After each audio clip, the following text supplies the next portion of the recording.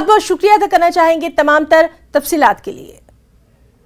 और प्रधानमंत्री का संबोधन स्वास्थ्य और चिकित्सा अनुसंधान पर बात कर रहे हैं। स्वास्थ्य क्षेत्र में अनुसंधान को दी गई है प्राथमिकता, बजट में दी गई है प्राथमिकता। तो जिस तरह से लगातार हम देख रहे हैं कि पीएम नरेंद्र मोदी जो है वो वेबिनार से संबोधित कर रहे हैं। स्वास्थ्य, गंभीर बीमारियों के लिए देश में अच्छे और आधुनिक हेल्थ इंफ्रा का होना उतना ही जरूरी है। सरकार का एक प्रमुख फोकस इस बात पर भी है कि लोगों को घर के पास ही टेस्टिंग की सुविधा मिले, प्राथमिक उपचार की बेहतर सुविधा हो।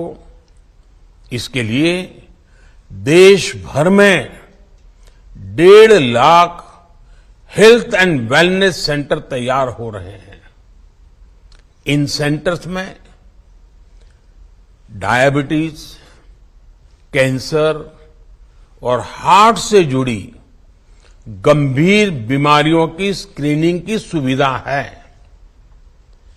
PM Ayushman Bharat health infrastructure mission के तहत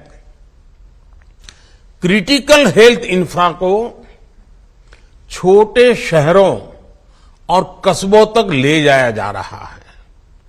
इससे छोटे शहरों में नए अस्पताल तो बन ही रहे हैं, हेल्थ सेक्टर से जुड़ा एक पूरा इकोसिस्टम विकसित हो रहा है।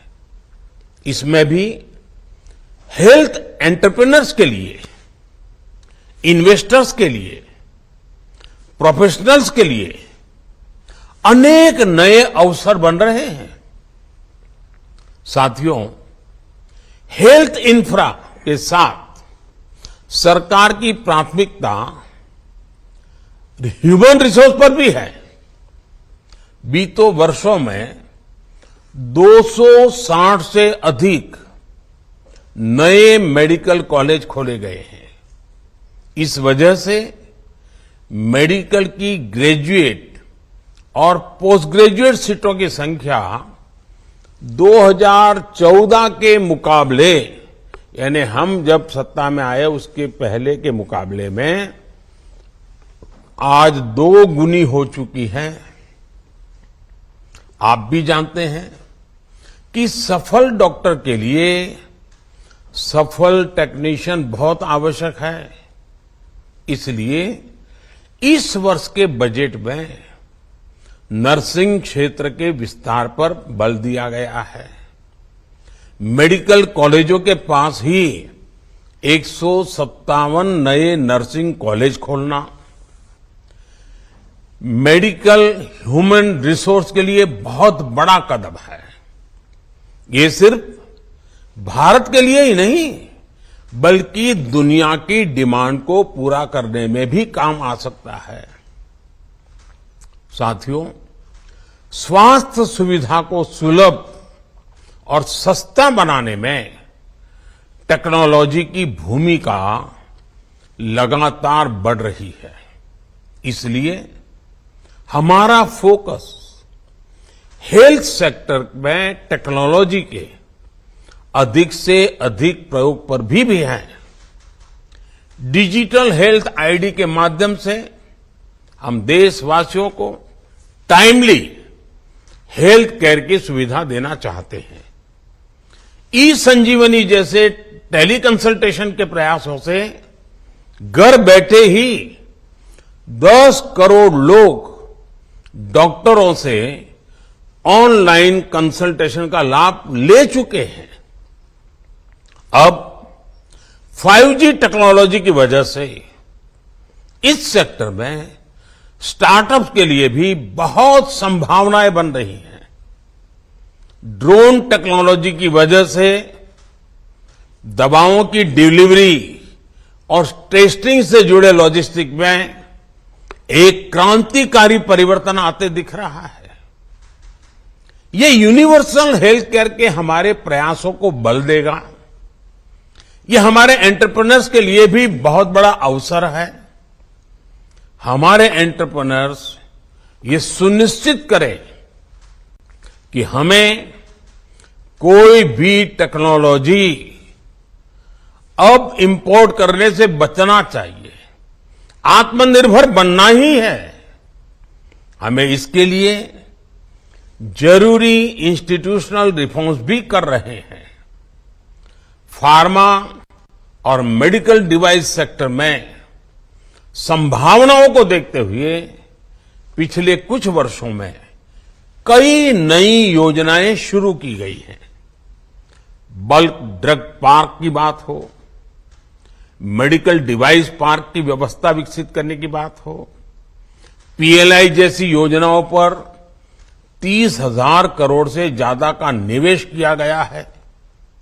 मेडिकल डिवाइस सेक्टर में पिछले कुछ वर्षों में 12 से 14% की रेट से ग्रोथ भी हो रही है।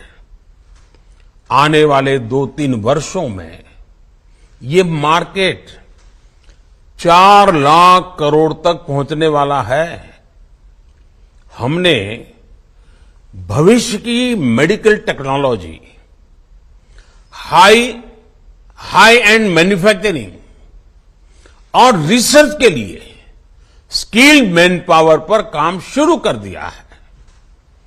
आईआईटी और दूसरी संस्थाओं में मेडिकल उपकरणों की मैन्युफैक्चरिंग की ट्रेनिंग के लिए बायो मेडिकल इंजीनियरिंग या उसके जैसे दूसरे कोर्सेज भी चलाए जाएंगे।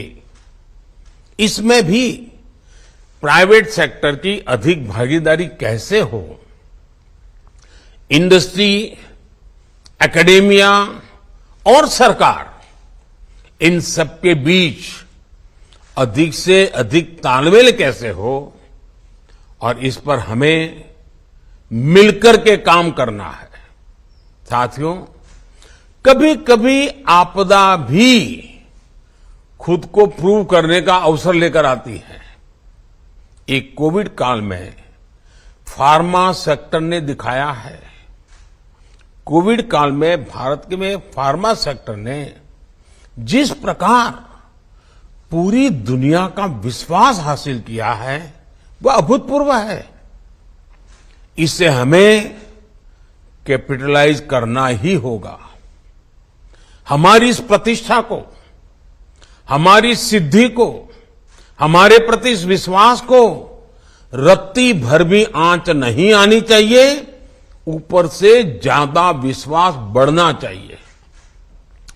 सेंटर्स ऑफ एक्सीलेंस के माध्यम से फार्मा में रिसर्च और इनोवेशन को बढ़ावा देने के लिए नया प्रोग्राम लॉन्च किया जा रहा है।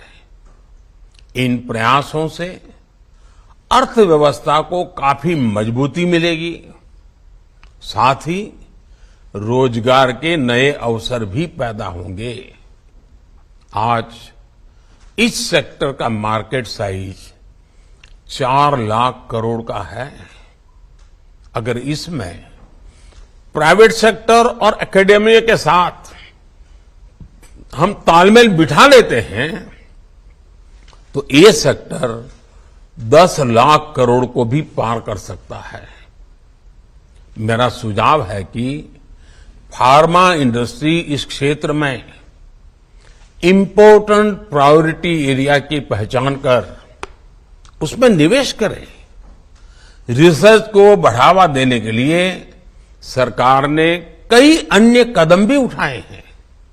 सरकार ने आईसीएमआर की कई लैब्स को युवाओं और रिसर्च इंडस्ट्री के लिए खोलने का भी निर्णय ले लिया है।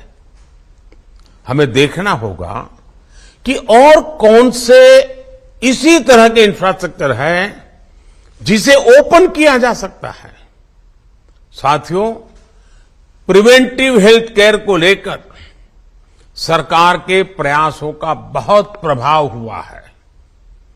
गंदगी से फैलने वाली बीमारियों से बचाने के लिए स्वच्छ भारत अभियान हो, धुएं से होने वाली बीमारियों से बचाने के लिए उज्ज्वला योजना हो, प्रदूषित पानी से होने वाली बीमारियों से बचाने के लिए जल जीवन मिशन हो, ऐसे अनेक इनिशिएटिव, इनके बेहतर परिणाम आज देश के सामने आ रहे हैं।